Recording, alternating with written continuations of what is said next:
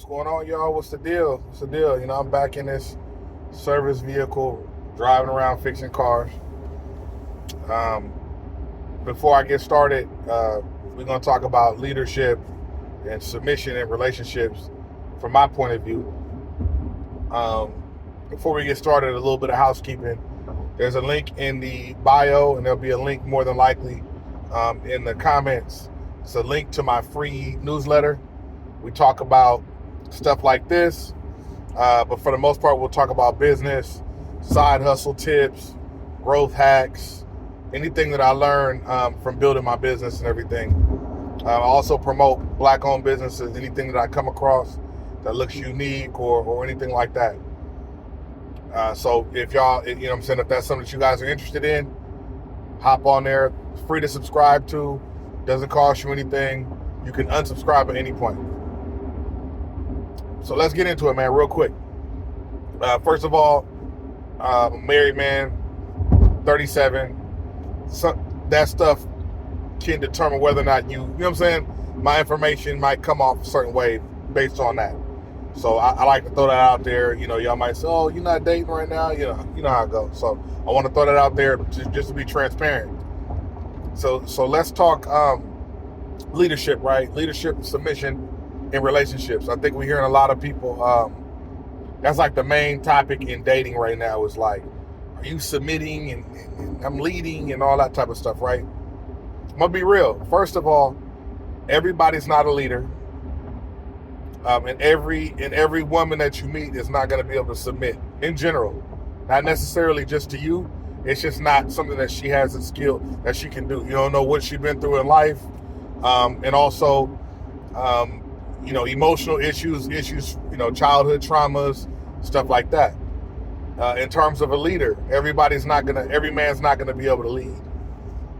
Same thing, emotional issues, trauma, stuff like that from growing up. And as a people, we don't go do the work and fix a lot of these things. So when you're sitting on a computer and you're telling somebody, I need you to submit, and you're having that discussion, you have to understand that a lot of us don't have that skill. You are arguing with somebody that might not be something they know how to do. And I'm just being honest with you because nobody's talking about it. Everybody is not raised to have that skill set. That's not something everybody can do. Leading or submitting, it's not something everybody can do. I know I got women in my family that have been taught that if you want something done right, do it yourself. They've been raised on that. And now they have to try to find a man that could somehow let them, I don't know. It's going to be tough. It's going to be tough. It's not necessarily meaning that, you know what I'm saying, he has to lead or anything like that. It's just she's going to do a bunch of stuff that's going to make him not feel like the man in a relationship. And he's going to have to be okay with that. It's just how it's going to have to be. Not necessarily something that she wants to do, but it's just how things work for her. As a leader, here's the thing that I learned, right? As a leader, I learned that I've never really called myself a leader. I've learned that it's kind of something that you have in you, and you might not notice you have it in you. Because there's a lot of people that they have to be at the forefront of everything. They're not necessarily leaders, but they have to be at the forefront of everything. Get what I'm saying? And they come off as leaders, but really they're just, they could be narcissists, right? They could be spoiled, you know what I'm saying? They could be selfish. Everything has to be about them. Maybe that's how they were raised. You know what I'm saying? A lot of people. But in reality, they're not leaders, meaning they don't make nothing move. They can't make nothing move. But one really, really, really strong feature that I've learned, I'm just learning about leadership and stuff like that.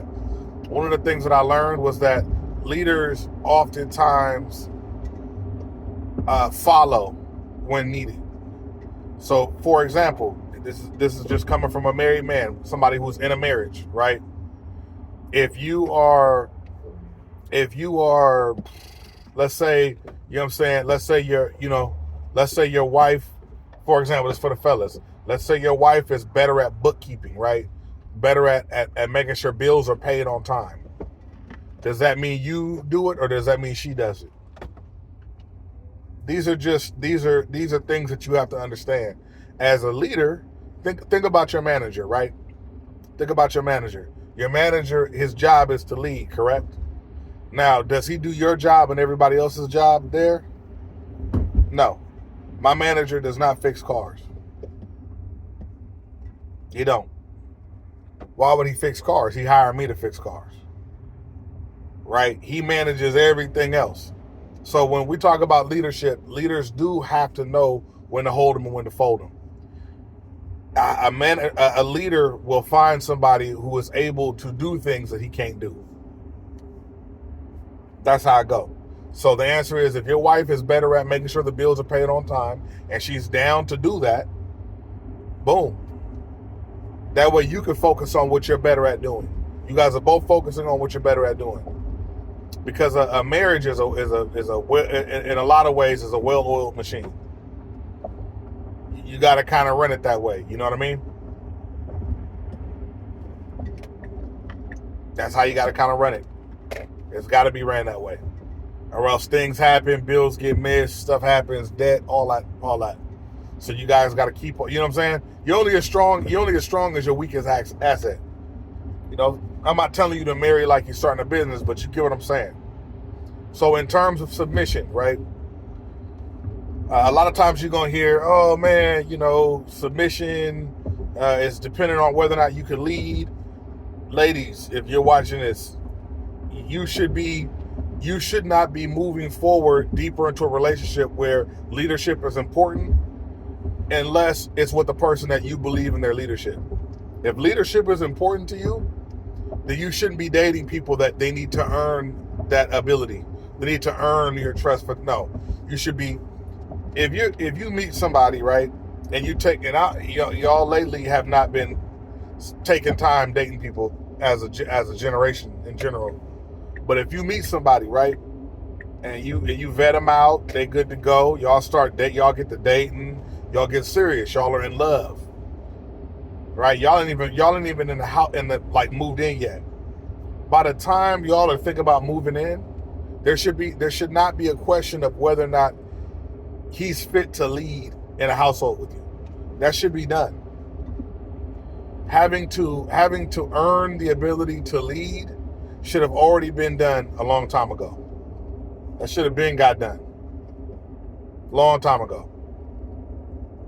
I'm not saying you don't earn it, but I'm saying that process should have happened a long time ago. You should be using your ability to discern, your discernment skills, to figure out, the type of things that you like. How argumentative is this person? How good are they in stressful situations? All that. Because I'm going to tell you now, a lot of us have anxiety. Black men and black women. A lot of black men have pretty bad anxiety. I'm going to just throw it out there now. What the world did, man, living in this world, it'll do something to you. A lot of us come from that type of world. So again, if you're dating, for example, put this into perspective.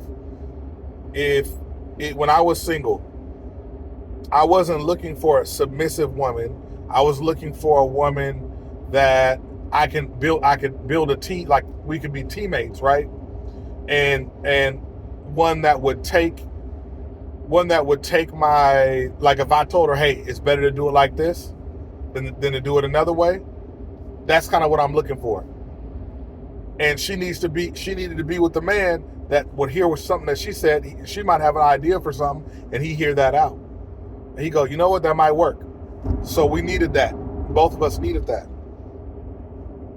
Me and my wife are both like very strong-minded. I don't want to use the term alpha and all that, but we are not like, we're not the type of people that just lay back and just like, I'm super laid back and chill, but we're not going to lay back and get walked on. You know what I'm saying? That's just not how we are. So I want to throw that out there when it comes to submission, right? Another thing that's important to bring up about when it comes to submission too is submission isn't something that she'll start doing after she gets to know you and that's not necessarily the thing. Submission does not happen until things are very, very, very, very serious. You feel what I'm saying? For example, his leadership skills. Real leadership skills in a relationship are different than things you see on a day-to-day when he's with his friends or when y'all out on dates.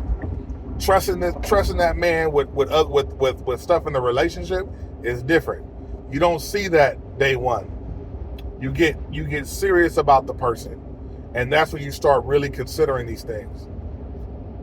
You got to get to know the person, because other than that, what is he going to lead you to when y'all are dating? A restaurant? Like you can't, you know what I'm saying? You get what I mean? So it's not the same scenario. Y'all got to think about that. It's not the same scenario, man. So again, submission. Submission is, first of all, as a person, the skill of submission is not an everyday skill. All of y'all don't have the skill to do that with everybody. But you know who you do have the skill to do it with? Your boss. And that's for everybody. All of us submit to our boss in some way, shape, or form, because they pay you, right? So we all know how to do it. The issue is whether or not we're comfortable doing that to a member of the opposite sex. Men, whether or not we're able to submit to a woman, meaning under the oath, under a marriage, submit to a woman when there's a scenario going on and she's a better leader in that scenario. We talked about before when let's say she's better at paying bills on time. That is a submission of leadership over funding, stuff like that, right? These are all forms of submission. These are all forms of submission. And ladies, your ability to sit back in certain scenarios and let your man take leadership. Let's just say y'all are outside walking through downtown San Francisco or downtown Houston or whatever, wherever y'all at. And it's kind of a shaky scenario going on. You don't peep it though, because your antennas ain't up. You just you worried about how you look in your outfit or whatever, right? And you walking down the street and your man pick up on something ain't right. Now, again, men are always we're on lookout anyway. That's a big thing to do. If your dude is not on the lookout, that's not a man that's about to protect you. It's not even like, I don't even think he protect himself. But yeah, be on that lookout. He's on the lookout, right? And he says, hey, yo, we need to leave this little area. I know we wanted to go to the restaurant, but we need to find somewhere else to go. This area is getting cracking over here. Like, it's weird. You're gonna ask him a couple questions, right? You know what I'm saying? What make you say that? Like, what's going on? Man, dude over there doing this. I seen that one dude before, or dude right there got the blower on him. You know what I'm saying? Different things like, you know what I'm saying? The yicky is going to be cracking over here. Like, you start thinking about that. You know what I'm saying? And he starts to tell you about it, and you go, you can handle it two ways, right? First way you can handle it is, no, I think everything will be fine. You just don't want to go over there. If you broke, just say that. If you don't want to pay for dinner, just say that, right? So you could take that kind of route, that for example, right? Or you can keep asking him questions over and over again, second guessing what he's saying, doubting what he's saying, bringing up the scenario from 2 years ago when he was wrong about how many orange Fruit Loops come in a box of Fruit Loops, whatever. You could do that. Or you can say, you know what? This person is who I look to protect me. Let me let him do that, right? Let me let him do that, because I value protection. So let me let him protect me, right? Boom, and you go from there. Now, those are two ways you can carry it. That is a form of submission. You are submitting to his protection. Submission is a crazy word to use with this. I don't even know how we got to that word in general. I don't know what other, I can't think of another word to use, but I feel like submission is like what you do before God. So it's just it's the word is too godly to use for people, in my opinion. But anyway, that's just my opinion. A person earning the ability to lead you, ladies, should happen way before you guys are living together and in a relationship where you love each other and you're thinking about marriage. That should have happened a long time ago. Through the type of things that he did, the type of things that he does, the type of things that he did, right? That should have already happened. And when you say earning, it's you watching his moves and things like that. Fellas, know that you have to earn it though. And it's not necessarily you going through trials and tribulations and she got a whole course set up for you for a whole course set up on, you know what I'm saying? You got to backflip over stuff and do 10 push-ups and no, it'll be scenarios that she sees you go through in life that she wonders, okay, let me see how he handles that. Right? Let me see how he handles that. And she might not agree with your ability to handle certain things. If that's the case, she might not agree with your leadership. Fellas, submission. Look at how she handles things around her father. If she does not have a father, that could be a thing you might want to kind of consider, because it's hard to know how the dynamic works between men and women if you don't have both in the house. Okay, and you gotta also look at her previous relationships. How does she speak about men? You know what I'm saying? How does she? What type of terms does she use when she talks about men? What type of, like, how does she talk about men? Because I'm gonna tell you, I'm not blaming her for her history with men because we don't know what her history is. But if it's not a great history, there's a chance that you're fighting that before you could even bring out somebody. You get what I mean? You heard the term. You basically have heard of women telling you that you have to um, get them to a certain point before they can start being feminine, right? That doesn't make any sense. If you're feminine, you're feminine. If you decide that you're a man with me and then a woman somewhere else, then you got an identity crisis. These are battles, right? This is a battle that you're looking to have fought for you, when that's not what a relationship is. You're not fighting battles for people. You're not doing that. You're not doing that. That's just not what it is. So if you meet a woman that, for her to be feminine and nurturing and caring with you, you have to jump through hoops, then maybe that's not unless you like a good challenge and a good battle, that's probably not what you want to do. I'm gonna just throw it up there. We've all done it. We've all played the game and done it. It's a waste of time. Because you get to a certain point where you're exhausted. And then finally, when you're exhausted, then that person starts coming around. That's not what it is. It's a trauma response. It's a trauma response. And people don't like to admit to trauma they don't. You know what I mean? As a people, we'd rather put it on somebody else. So as a man, we have trauma responses to how things go with women, and instead of understanding that, hey, this is something that I kind of created myself, we like to put that on other people. Unfortunately, and women do the same thing. It's a people thing, unfortunately. At some point in time, though,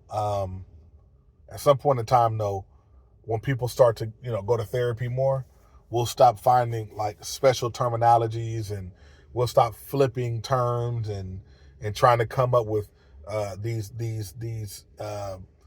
crazy ways of making something somebody else's fault.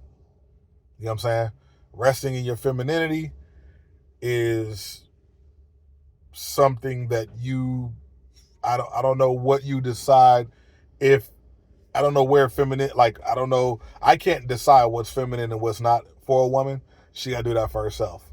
But if you have issues being feminine in general or in a relationship, then that's probably more of an identity thing than anything. right? I don't have any issues being masculine. If I'm with somebody and they don't let me be the man, I'm still masculine. The problem is I gotta go because you're not letting me be whatever, or you're not whatever. So, and also another thing, fellas, my last thing to say. I heard Trip Fontaine say this, and he was on point. We were trained to look for damsels in distress. When you come across a woman who has her stuff together and she's cracking, everything is cool. When you come across a woman like that, that's not a red flag if she has everything together. Find a way to be valuable. And being valuable, there's one key thing. If she likes you, then you have value with her, right? Just treat her right. Treat her right. Do everything you would normally do. No, everything you'll normally do.